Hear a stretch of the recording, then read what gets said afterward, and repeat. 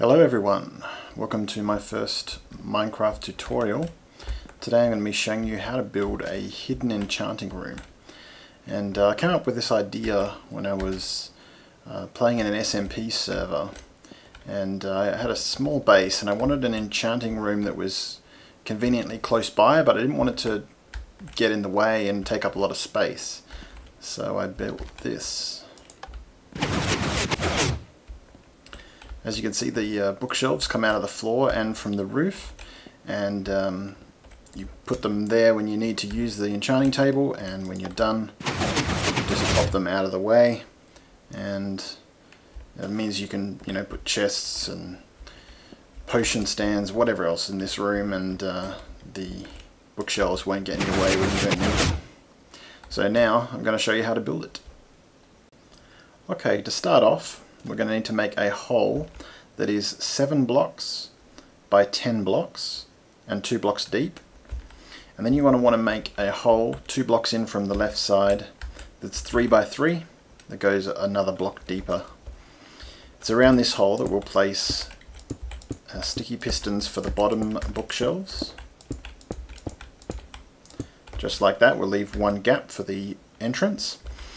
And then you want to jump in the hole and break all the blocks underneath the pistons.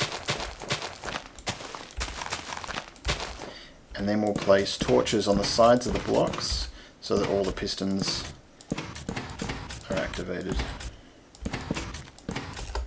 Okay. Next, you want to place redstone all the way around the outside in a ring.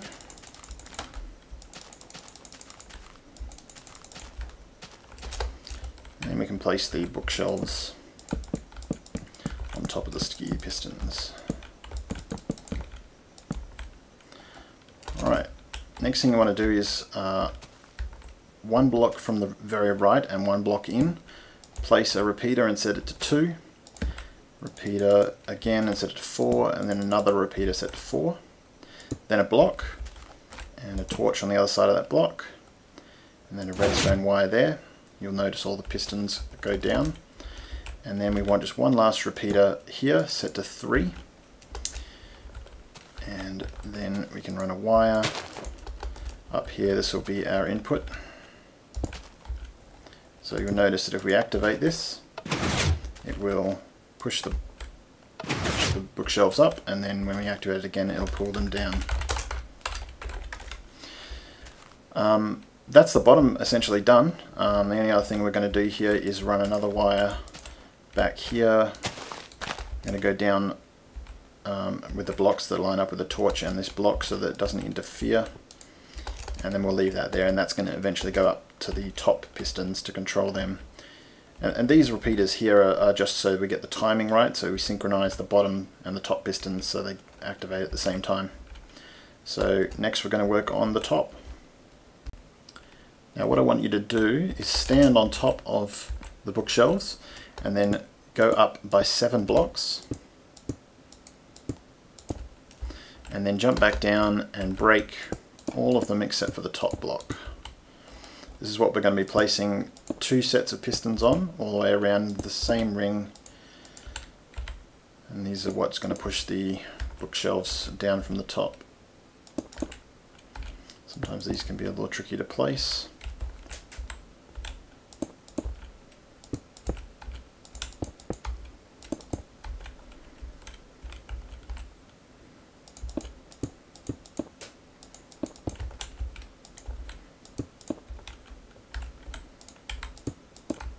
Okay, now we can go up top and we can complete this ring on top with blocks, and then place redstone on all of them. Next thing you want to do is, actually we'll put the bookshelves on first because that'll make our job easier. So let's put these bookshelves on.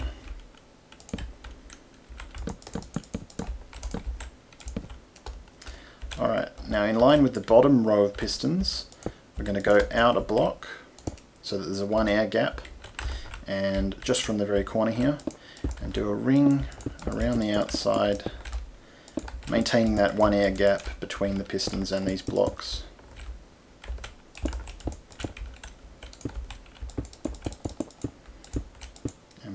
stop when we line up with this piston here.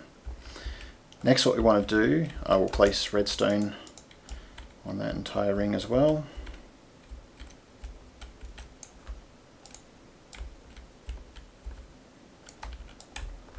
Next we want to do is place torches, first on these two sides of blocks, and then we're just going to place, I'm going to use wood for this because it lines up with our roof so it's disguises. We'll just put two planks here and redstone on each of those, and now we can go around and place redstone torches on the sides of these blocks to activate all of these pistons.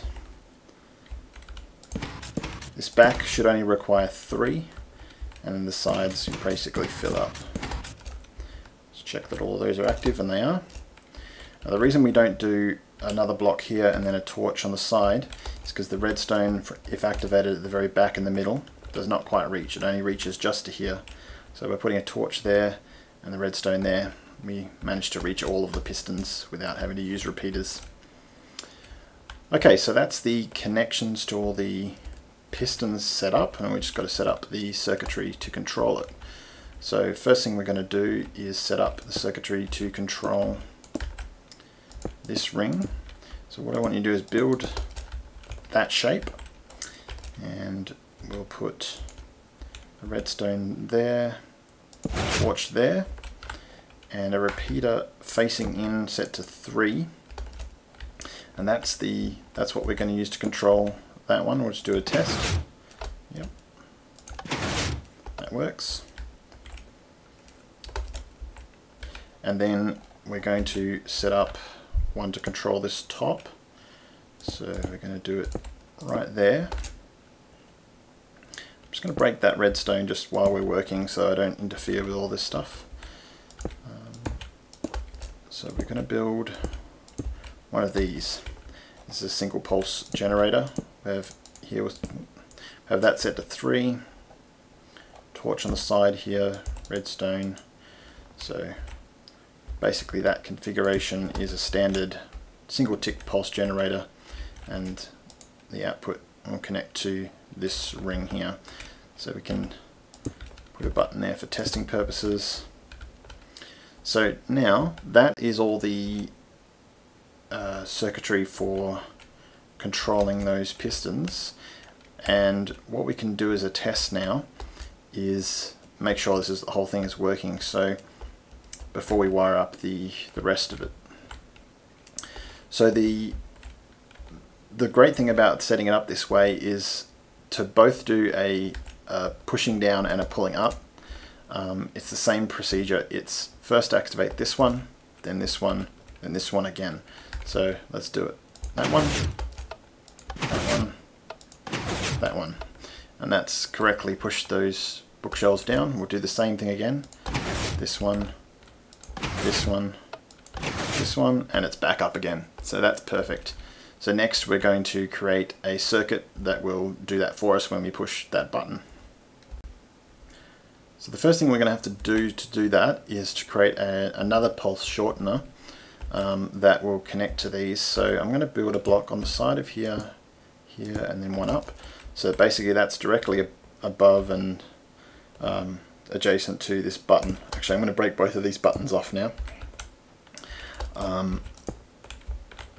So basically I'm going to build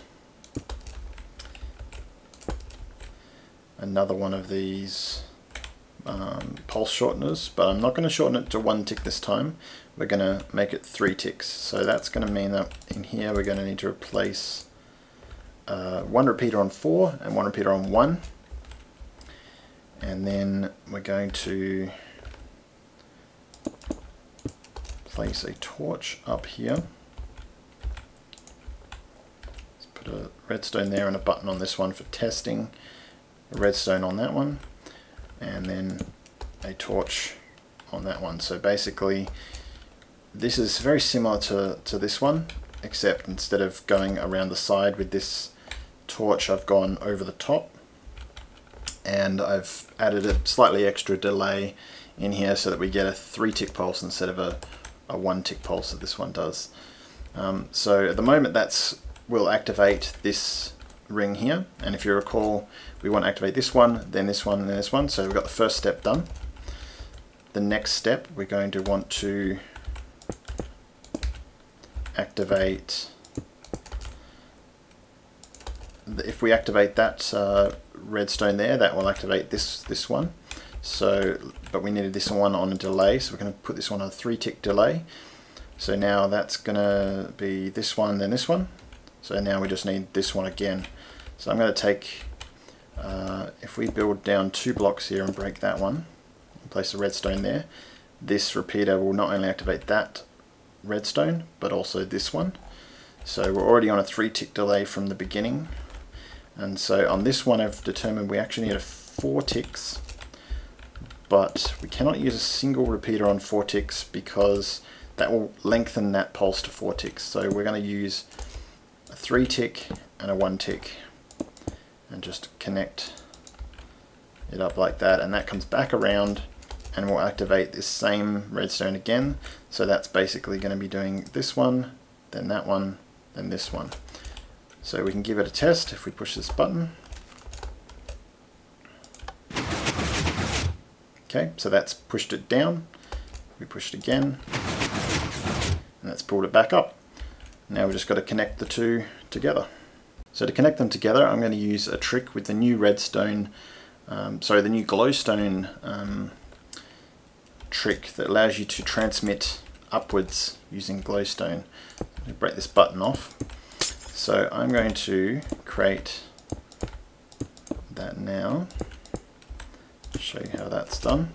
So basically, we're going to zigzag the glowstone back and forth and place redstone on each of them. Let's break out these blocks. And we can do that. So basically I'm going to put a repeater here, otherwise it won't reach, and that can just be a repeater set to 1. So basically this glowstone will just transmit the signal upwards and directly into this. So now that it's all wired up, we can give it a test. Let's see if it works. Perfect. So that puts the bookshelves in place. When we place it again, it'll take them away. So all you've got to do now is put your floor in, put your roof in, and you're set.